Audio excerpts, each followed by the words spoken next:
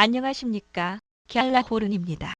FX 마진을 살펴보기 위해 필요한 책을 소개하겠습니다.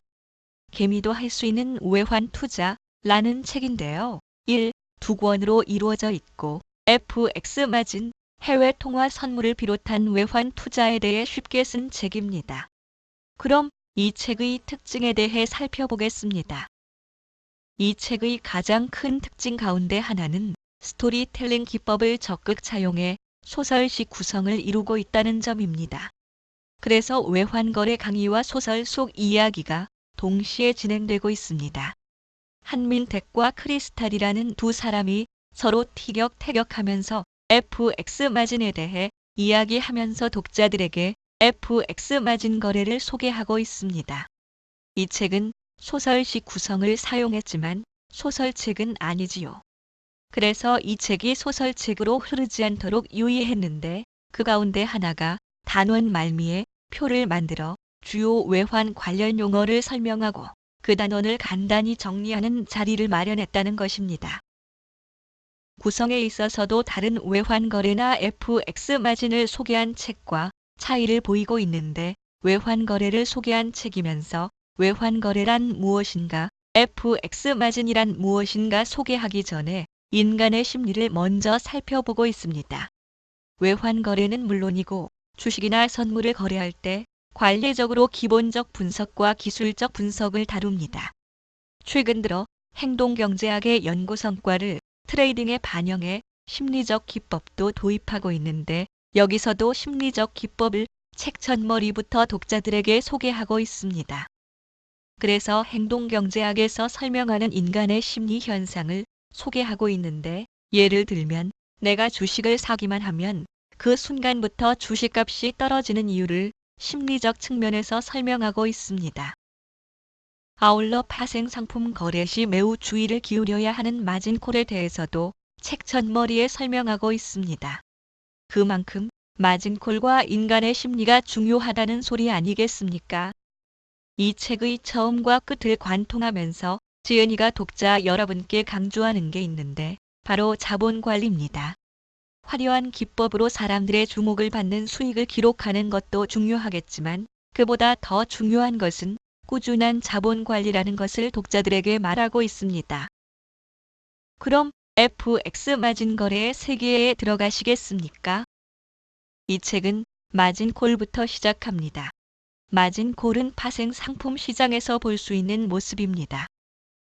파생상품인 FX 마진과 통화 선물 거래에서도 마진콜 제도를 확인할 수 있겠습니다. 파생상품 시장에서 볼 수 있는 마진콜은 계좌에 있는 돈이 증거금보다 부족해져서 추가로 증거금을 계좌에 입금해야 하는 상황을 말합니다. 만약 정해진 시간 안에 증거금을 추가로 입금하지 못하면 포지션은 강제로 청산되고 맙니다. 그런데 선물 거래에서의 마진콜 상황과 FX 마진에서의 마진콜 상황에는 조금 차이가 있습니다. 선물 거래에서 마진콜 상황이 발생하면 정해진 시간 안에 부족한 금액을 계좌에 입금해야 합니다. 국내 주식 선물 거래를 하다가 마진콜을 당하면 증권사로부터 추가 금액을 입금하라는 연락을 받게 되지요. 그런데 FX 마진의 경우에는 조금 다릅니다. FX 마진 거래에서는 마진콜이 발생한다고 해서 중개회사 FDM에서 따로 연락을 받는 일은 없습니다. 대신 마진콜이 발생하면 그 순간 보유하고 있던 포지션이 강제로 청산됩니다. FX 마진 거래에서 일라당 필요한 증거금은 1만 달러입니다. 이것은 처음 포지션을 보유할 때 필요한 증거금으로 개시 증거금이라고 하는데 한번 포지션을 보유하면 증거금 수준이 개시 증거금보다 조금 낮아집니다.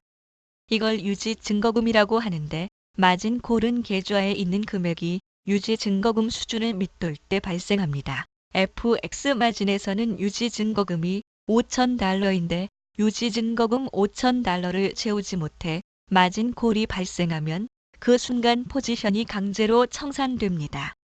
선물 거래처럼 시간적 여유를 주지 않고 곧바로 포지션을 청산하게 됩니다. 이용하고 있는 회사에 따라선 마진콜이 발생할 가능성이 있을 때 연락을 주기도 하지만 마진콜이 발생하는 순간은 아닙니다. 그리고 FX 마진에서는 캐시콜이라는 게 있습니다.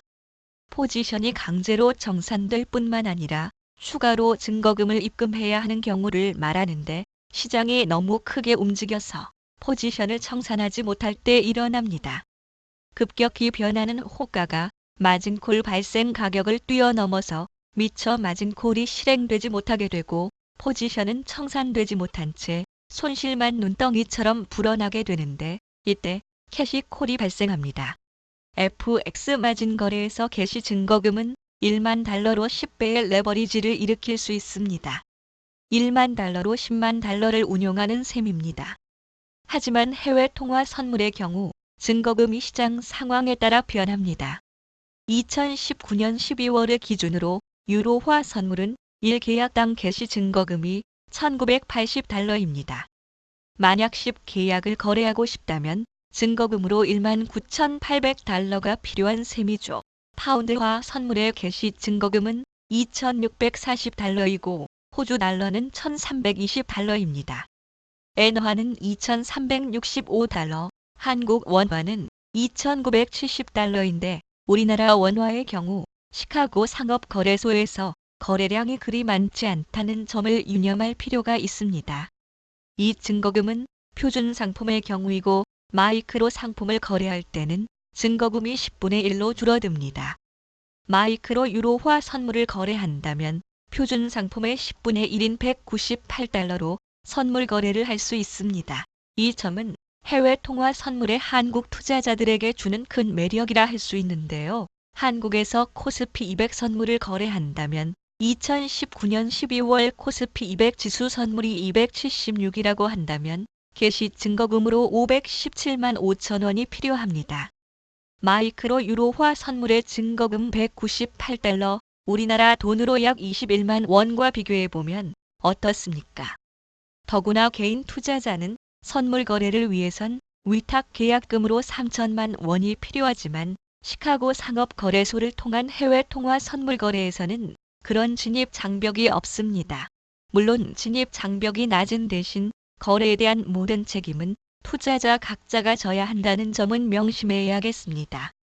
최근 은행에서 DLF 불완전 판매로 문제가 불거졌는데요. 금융당국은 개인 투자자들이 입은 피해액에 대해 상품을 판매한 은행 측에 최고 80%를 배상토록 했습니다.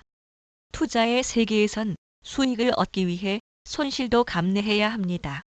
해외 선물을 거래하다 손실을 입었을 때 DLF 사태에서 보듯 일정 부분이나마 손실을 보전받는 일은 없다는 점을 다시금 명심하시기 바랍니다.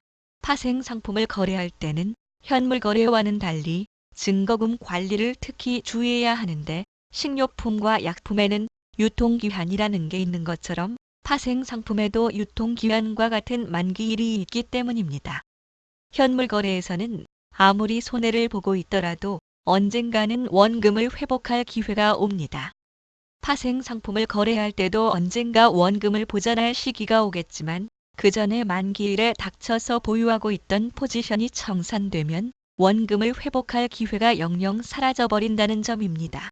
지금까지 켈라호른이었습니다. 감사합니다.